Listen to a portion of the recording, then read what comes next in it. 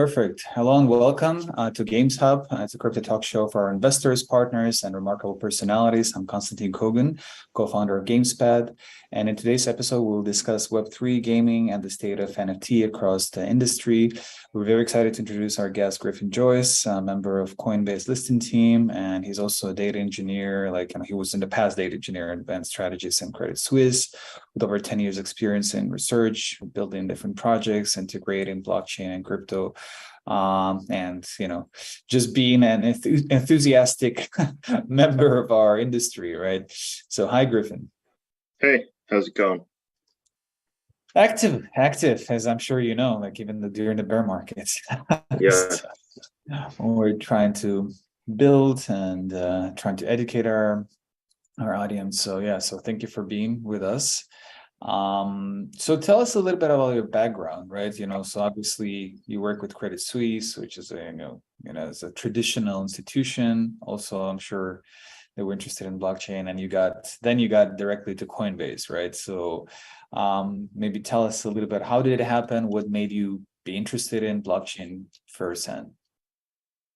Yeah. So start with my background in general was I was always very interested and passionate about cybersecurity first and foremost since I was like 11 or 12. And that kind of just lent itself to have a natural inclination to like crypto because of cryptography. That was a subject I was pretty interested in cybersecurity. And once I learned about crypto around 2012 I got really interested by the cryptography part of it, and having a background in that from cybersecurity kind of just naturally lent itself to be interested in crypto. So I got into crypto in 2012, mining Bitcoin first, and then I switched to alternative cryptocurrencies like Ethereum and Litecoin. And I mined up until about 2015, 2016. And that was a lot of fun. That was really cool. And I liked it all. Yeah. And, started with that, started just mining. And then I got more and more into, the culture of it. Everything was just a natural progression. I joined Credit Suisse doing cybersecurity for them originally. And I then transferred to data engineering. And around that same time, I joined their blockchain team. They had a digital assets team. And so there I did some work with a few of the projects they're doing. It was mainly enterprise blockchain projects. So, how they could use enterprise blockchain solutions for their bank. One of the main things was Corda. There was a digital ledger called R3 Corda that we used a lot. That was fun, but I found that wasn't enough in terms of wanting to work on like crypto projects. Massive investment bank. While they're interested in blockchain, they still, they didn't have the same, I guess you could say, like risk profile as somewhere like Coinbase does. So then I ended up going to Coinbase, joining their listings team, which is pretty cool. And now I'm there. Perfect. Well, that's a very fast, and I would say successful career path. Not everyone gets to, I would say, first to the, to the blockchain team of a bank, then to the one of the top exchanges in the world. So that's impressive. So I'm sure during the years of your, research and participation, first in mining, then in investing, and I'm sure as a part of listening to you have to due diligence a lot of projects. That's the nature of what you're doing, right? So I'm curious to ask more about the Web3 and then gaming component, right?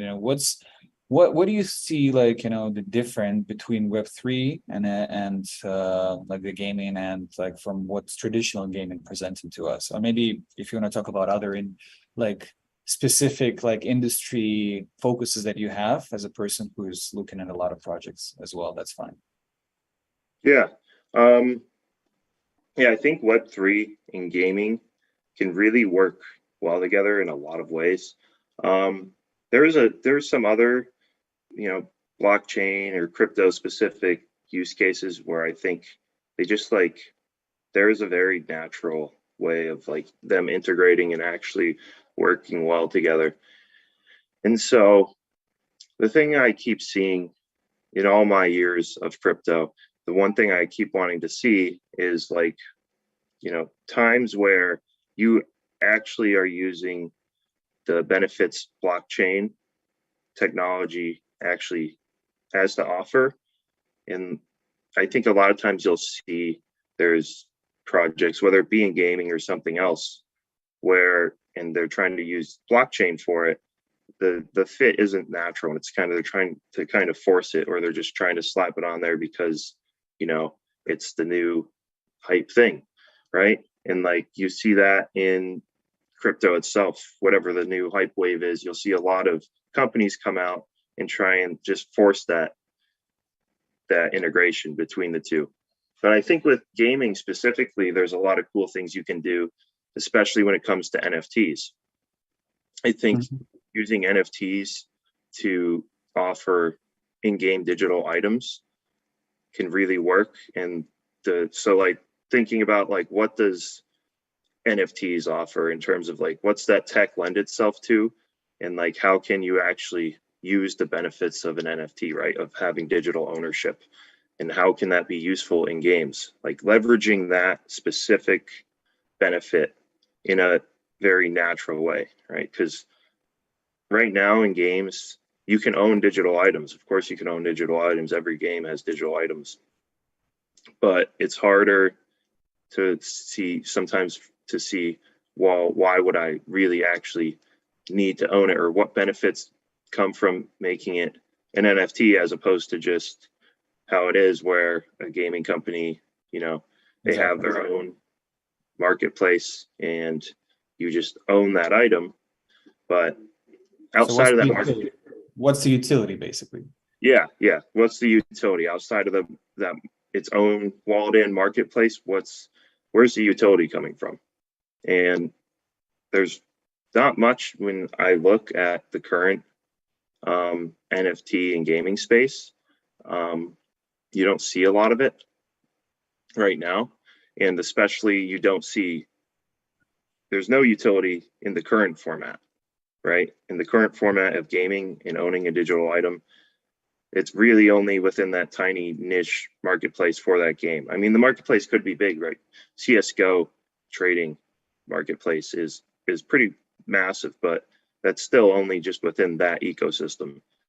So if you could actually take items from one game into other games, now you have pretty good utility for digital ownership, right? And it kind of just already gives you a standard to use, right? The games know, okay, say it's Ethereum NFTs. The games know they can use that, or something like trying to build that for everybody, such as IMX. IMX is trying to be the standard for, games in the Web3 space. Pretty cool. Yeah. So from your vantage point, as you see a lot of projects that are like you invest in equity and tokens and you list projects, obviously, like, so you have Coinbase Ventures, you have Coinbase as an exchange, you have Coinbase NFT marketplace. So all of them work separately, obviously, right? And so you in the listing team, you're more like focused, as I understand, like more on the token side of things, right? And you have to analyze projects so that like there's certain volume, there's certain utility, also their token, but also in terms of NFTs, I'm curious. So I'm sure you've seen from your maybe venture arm, the projects that are coming in and they might have really exciting utilities. So maybe can you help us with one or two examples that inspire you in terms of utility? So in terms of projects specifically and utility, like I mentioned, I think IMX is a pretty cool company. And this is just from personal views from having, been in the industry so long and watching it evolve. I think IMX is doing really good work in terms of right? Like none of this will work. No gaming companies or traditional gaming companies, which I think you're going to need to be on board for it to actually get the adoption it needs, right?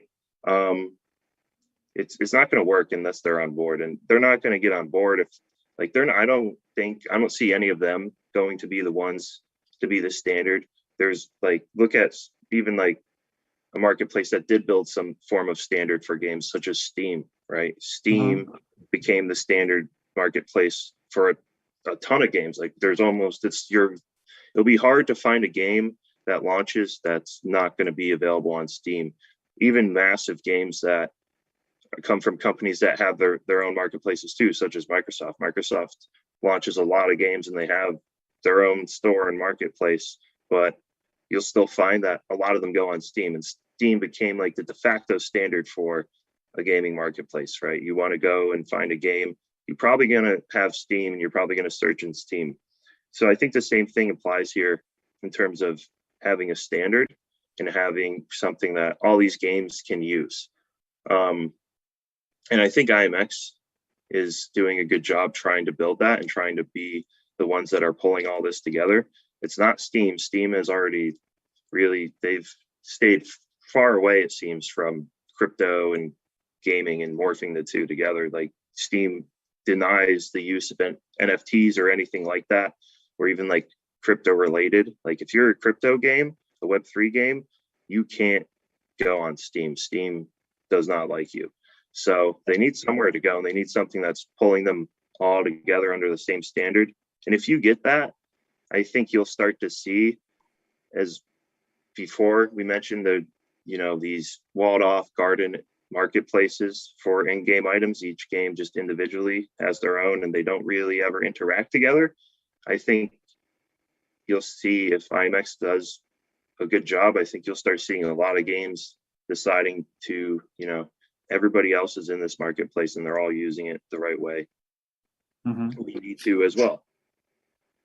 So we're talking about Immutable X, right? Just to make sure we're on the same page, right? And that's IMX is their token, right? So they're the layer 2 solution, for NFTs, and they're secured by Ethereum, and obviously that they have lower gas fees, they have huge trading volumes, right? And then I love the way also the position they're 100% carbon neutral, right? I think that attracts a lot of people who are into this kind of more sustainability, environmental friendly projects, which is a huge separate topic, as we know, and concerns from people who are not in crypto.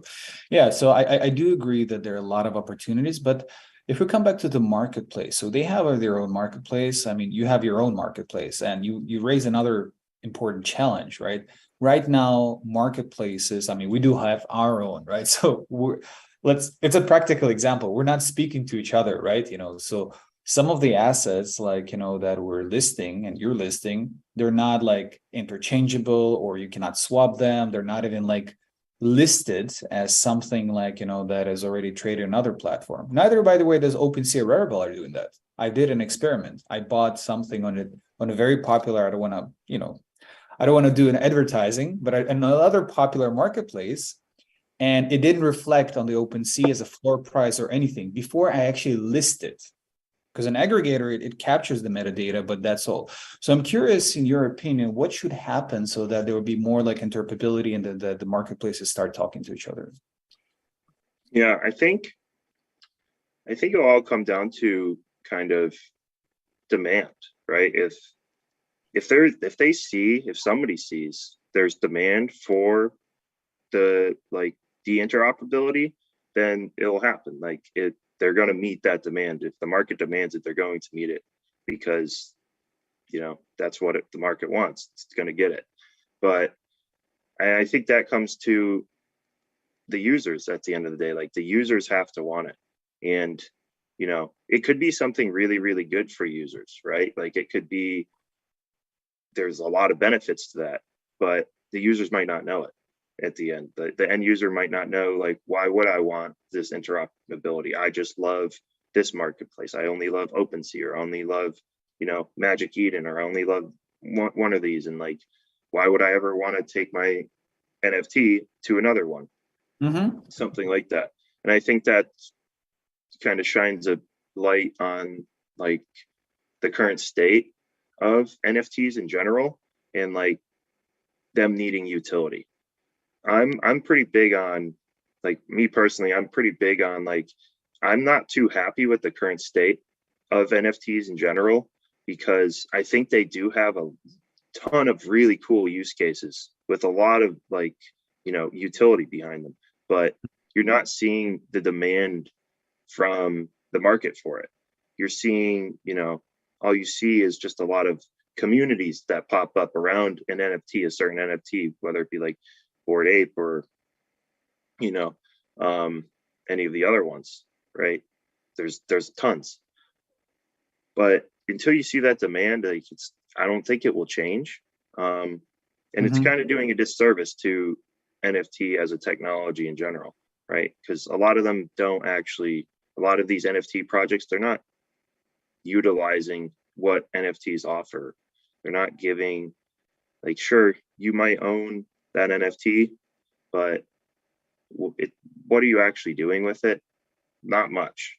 You know, why do you need to employ the technology of an NFT for what you're doing? Like, most of these projects are just, they offer community, and that's like the biggest utility I see from having that NFT and that community is just as a profile picture, right? You're using it as a profile picture to display, like, I'm part of this community, and Exactly. that's like the central thing everybody's built it around.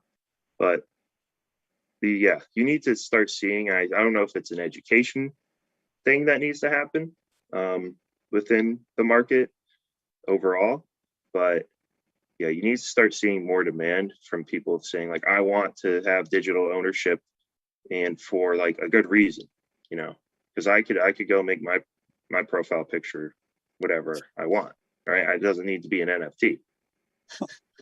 But I have to buy it so that there will be a demand, and there will be you brag about the floor price and everything, etc. But Yeah, but you're right.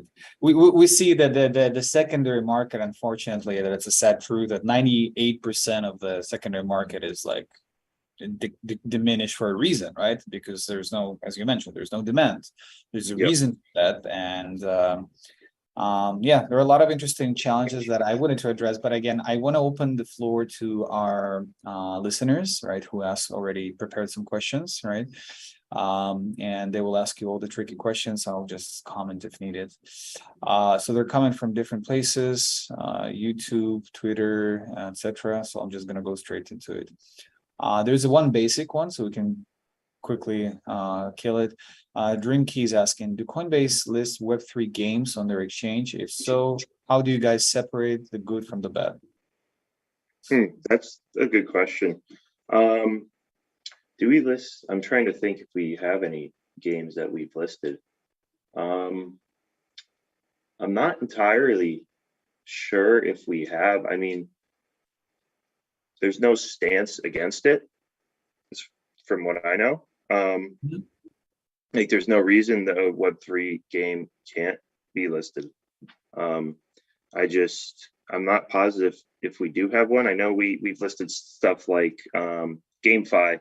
GameFi is listed. GameFi does kind of what we spoke about. They're might be similar to what you're doing, is an aggregator for tons and tons of Web3 games, right? They offer marketplaces, NFT sections. Like, they're just a huge aggregator for all things Web3 gaming. So I do know we have their token. Yeah, I also know you listed some other, like, almost like metaverse related e-commerce style like projects like High Street. That's one of our portfolio companies. That's why I know for sure you listed them, right? And then but I predominantly, from what I remember, it's layer one solutions. Obviously, like some infrastructure projects like I know you also obviously list like something like AMMs, like Avid, or like Decentraland or Sandbox, obviously are there, right? Yeah. But yeah, those are a little bit different. These, I think we have another interesting question, which is I'm personally interested in, because since we're both in New York. So I've seen Crucible is asking, I've seen that Coinbase NFT marketplace has recently partnered with New York Knicks This is big.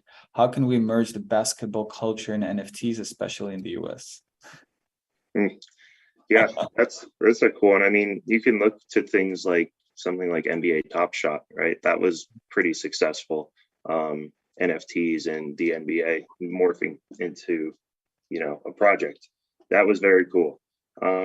So something like that, I think, people using them for some form of trading cards, right? The new form of basketball cards could be NFTs instead of,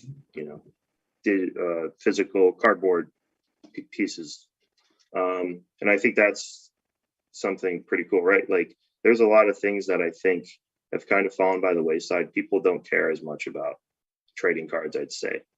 Like they still obviously a thing and they still have people that use them, but things like NBA basketball cards, I can't remember last time I've seen one, right? There's pretty much only baseball cards that you see nowadays. So I think for industries like basketball, I think it opens up kind of a revival to some of their other, products that they used to have that might not be as popular now because, just the prevalence of everybody having access to things like video games just on their phone. So like, I'm not going to trade basketball cards or play a basketball card game when I could, do something on my phone digitally or play a game on my computer digitally. So I think if some of these games start using NFTs, your trading card all of a sudden is like, if it's an NFT trading card, all of a sudden it's a lot cooler because you can actually use it maybe in one of the games that they put out there. But you'd be amazed. I actually, ironic, I have a neighbor who is a professional flipper. Like he has accounts in multiple marketplaces that actually trade physical cards. And now he told me, which he also was surprised, that all of them are now reviewing and hiring blockchain experts to transfer those cards into digital space, right? And they have huge amounts. He showed me that apparently Post Malone is a Magic the Gathering fan, and he was buying like $50,000 worth of cards, some rare foil. I don't know. I'm not an expert in this, but this shows us that there is a certain subculture of people who are actually into it, right? And it's inevitably would be digitized, as you mentioned correctly, because people just want to trade it not only in a physical level and just so much easier to trade it on digital level. So yeah, it's cool. So I think the other question, which is interesting, I'm seeing like Token Hunter is asking, I see there is a forever bought NFT on Coinbase Marketplace, and it's heavy price of 1,364 ETH. What makes this NFT collection so expensive? And for the sake of this show, we're like now with the price of ETH, this is equal to $1.7 million for this forever bot. I'm not actually specifically familiar with Foreverbot. I don't know. I don't know what makes it. There could be a lot of reasons, right? I don't know that one. Yeah, I mean, honestly, it was an interesting question for me too. Like, I was surprised. Like, you see, this is a fun part when some of the items are so subjective. Like for me, I looked at the collection, like some of them, like this Forever Bots. I know they're nice graphics, right? 3D, amazing, but the floor price is like 0.15 ETH, right? And they have, it's a cool design, but what makes this particular so unique? I wouldn't be able to answer myself. Like, so this is another craze that we have in our industry where something like, is valued just because there's a demand. There's someone is ready to pay this amount of money, right? And that's about it, right? Yeah. I think that's a good highlight too for in terms of like education overall in the market. And this kind of brings me back to like when I used to sell a lot of things on like eBay, right?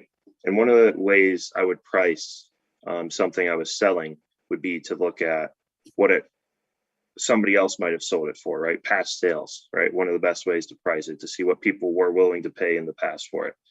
And I think that's something that's very interesting when it comes to NFTs in a similar fashion, right? They have a floor price, but the floor price isn't necessarily what somebody will pay for it, So I think looking at past sales is better. The floor price can be set to pretty much whatever you want. It's whatever somebody lists at, right? It's the lowest listed price.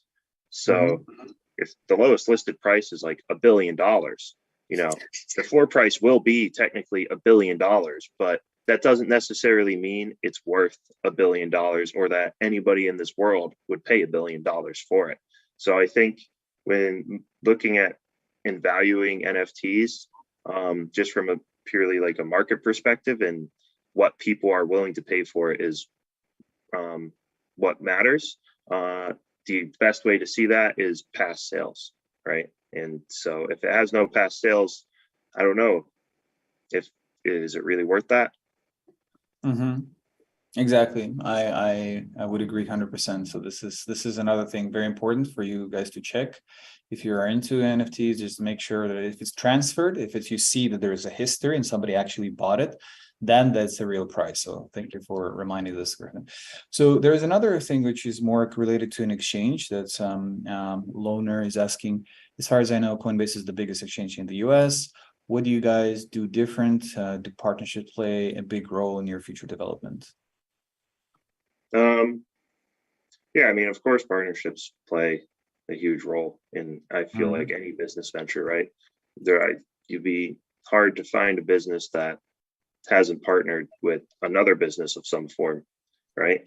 Or maybe it's a governing body, right? There's always partnerships that have to happen in business. So yeah, I think that's crucial to the development. And you partner with someone like BlackRock recently, which I think is huge. Like I don't know, people understand that BlackRock is the biggest asset manager in the world, right? And they have like trillions of dollars. I don't remember how many trillions of dollars under management. Yeah. So you're going to provide custody to them via Coinbase Prime, as I remember, right? Yeah, as far as I understand, there's going to be some form of, custody or something like that. I'm not super close to that side of it, but yeah. And then there's like somebody like Google. Recently, we partnered with Google for, they're going to be using Coinbase as, pay with crypto, and like we're plugging in to Google, which is really cool, right? So, Coinbase is, I think, doing a really good job at, getting some of these massive old guard companies like Google or BlackRock, being their foray into crypto. Whereas before, like I said, I saw it myself working at a big investment bank.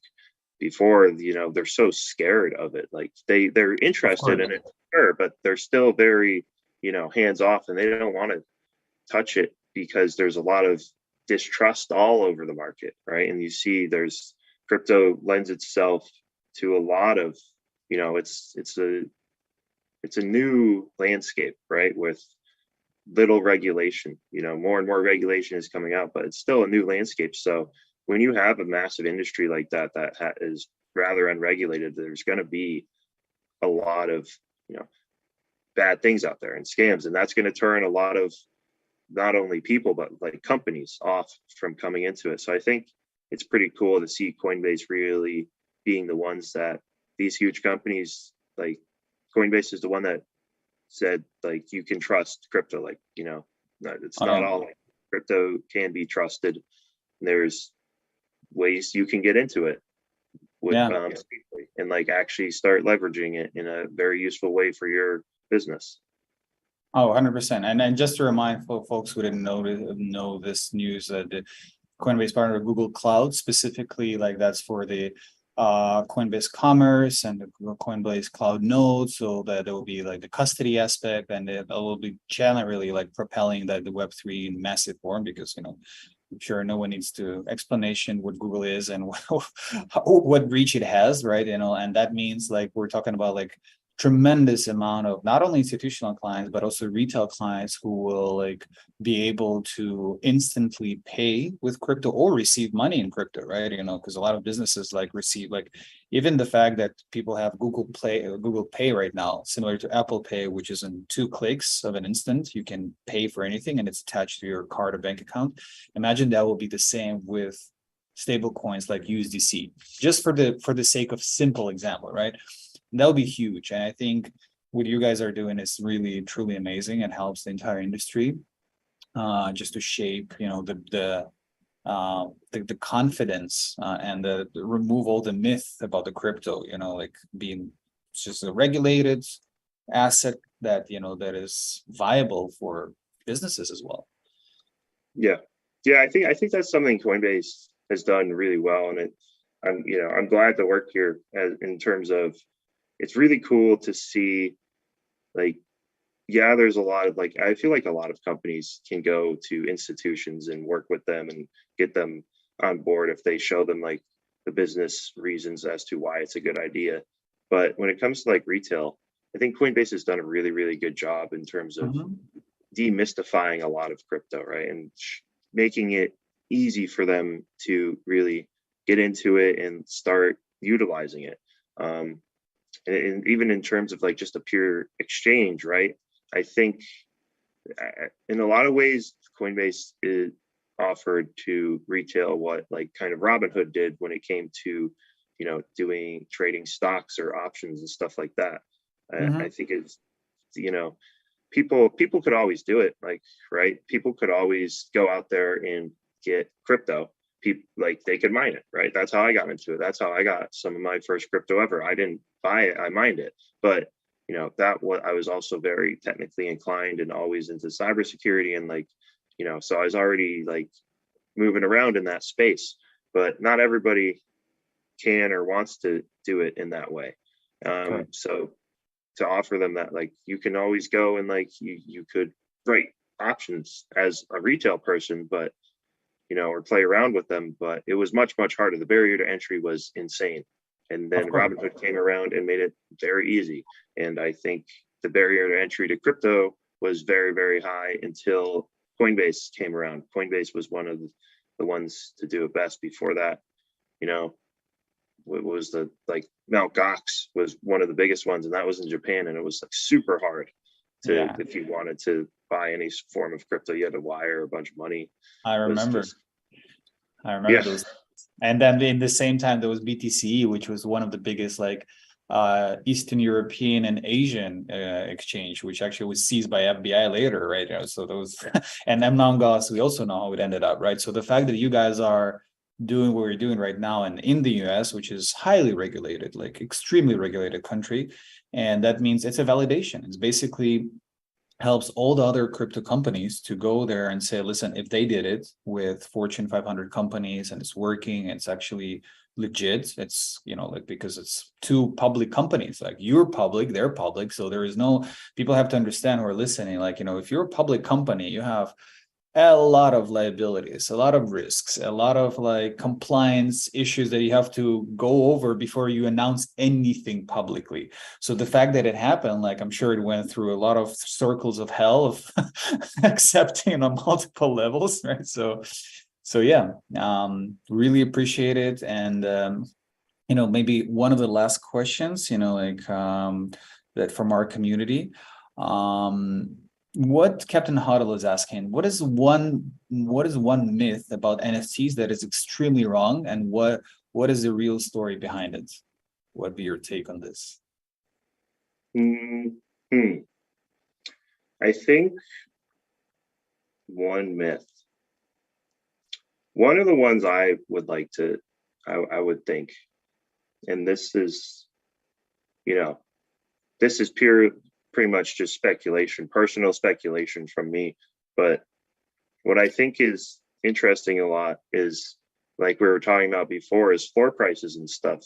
I think there's a big misunderstanding of the value of some of the projects that are out there, right? I think a lot of these projects, they can artificially raise the floor price themselves if they want to, right? It doesn't matter what marketplace they're on. It's not the marketplace itself, but the projects themselves that go out there and they just, they can raise the price themselves.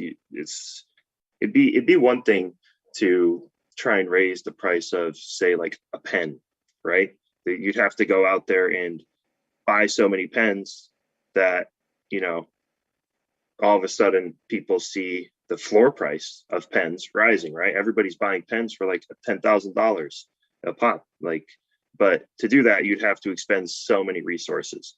But if you're a project and you control the supply of all the NFTs, right? And then, you know, if you start out with that in mind, you can go out there and you can list them yourselves, and then you can raise the floor yourself to whatever you want, and you can have it be sold for whatever you want. And like, you control that supply. So it's much, much easier to also control the active price of it.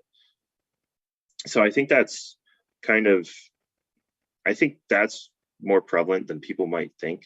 I don't know this for sure, but it would make a lot of sense, right? Because that's, in terms of just purely like kind of like a market making sense, like it's amazing, right? Who wouldn't want to be able to sell their own product, in this case, for whatever they want, you know, make it look as valuable as they want to everybody else, you know. And once you get that kind of backdrop of price action, like going out there and, you know, telling people like we're the next coolest NFT project, but then you look kind of behind the curtain and you look at some of the utility of these, and there's none.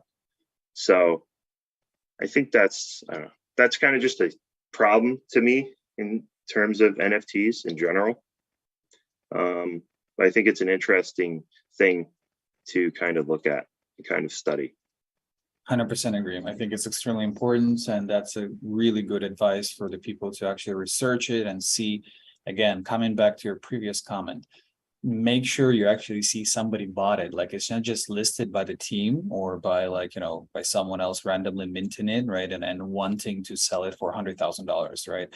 Because that means like you're the first person who's buying it, right? And that means you are creating the price, right? So, which is fine. If you're into it, that's fine, but it has to be a very conscious and educated decision.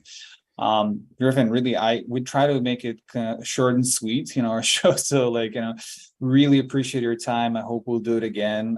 Again, we appreciate, like, I think on behalf of our team and the entire community, we'll want to say thank you for Coinbase for doing what you're doing, because it actually helps the entire industry, right? It really does. Thank you for joining GamesHUB today, and we'll be back in about 2 weeks and again at 11 a.m. EST, 3 p.m. UTC on YouTube Live, Twitter Live, LinkedIn Live, and all the lives in the world that you can possibly watch us. Thank you, Griffin, and have a great day. I guess.